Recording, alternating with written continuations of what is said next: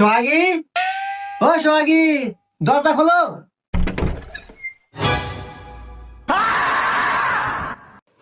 বউ, তোমার হাতে জাটা কে? এই ঝাঁটা দে তোকে ঝাড়ু দমু। আমার ঝাড়ু দিবে, আমার গায়ে তো ময়লা নাই।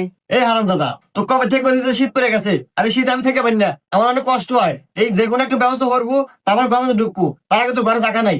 বউ, তুমি আমাকে আর কতদিন সময় দাও, আমি একটা ব্যবস্থা করবানি। তোর আর একদিনের সময় নাই, ব্যবস্থা করবো তারপর বাড়িতে আসবো, তার আগে তো বাড়ি জায়গা নেই, যা বাড়াই না। বউ আমাকে গাড় ধাক্কা দিয়ে বাড়ি থেকে বের করে দেয়, এই কথা আমি কাকে গিয়ে বলবো? আসলে মান সম্মানের ব্যাপার।